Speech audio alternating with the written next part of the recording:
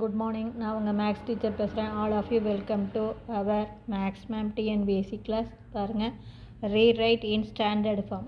Standard ஃபார்ம்லாம் ஒன்றும் இல்லை, ஆர்டராக எழுதணும். அதாவது டிகிரி பிரகாரம் பெரிய டிகிரியிலிருந்து அது பெரிய அடுக்கிலிருந்து சின்ன அடுக்கு வரையும் இருக்கிறதுல. இப்போ பாருங்கள், நம்ம கணக்கு y² + √5y³ -11 -7/3y + 9y⁴.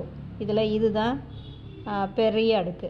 அப்போ ஃபஸ்ட்டு இது எழுதணும். அப்போ 9y⁴, அடுத்து y⁴ அப்புறம் y³ ப்ளஸ் √5y³, அடுத்தது y² ப்ளஸ் y², அப்புறம் -7/3y -11. அதாவது இறங்கு வரிசையில் அடுக்கை இறங்கு வரிசையில் எழுதணும். அவ்வளோதான். இருக்கிற அடுக்கு y⁴, y³ y², y கான்ஸ்டன்ட்டம்.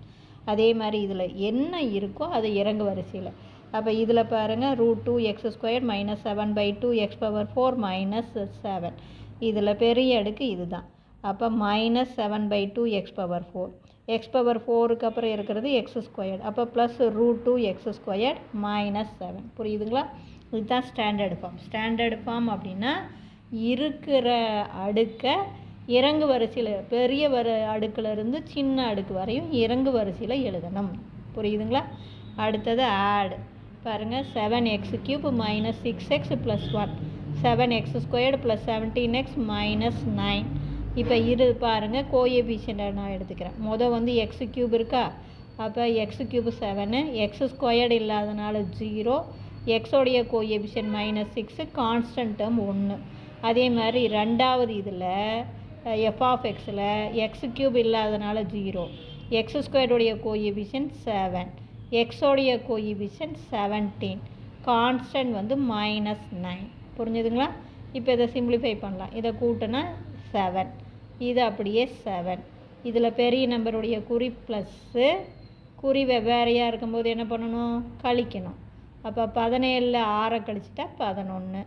அதே மாதிரி பெரிய நம்பருடைய குறி மைனஸ், குறி வெவ்வேறு மாதிரி இருக்கிறதுனால என்ன பண்ணுறோம்? கழிக்கிறோம். கழிச்சா 8.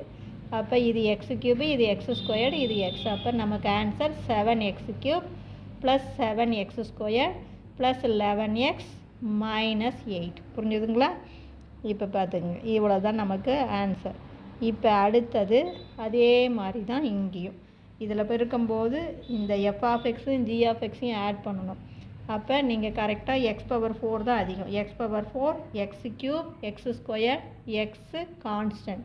இங்கே x⁴ உடைய கோஎஃபிஷியன்ட் 16, x³ இல்லாதனால 0, x²க்கு -5, x இல்லாதனால 0, கான்ஸ்டன்ட் 9.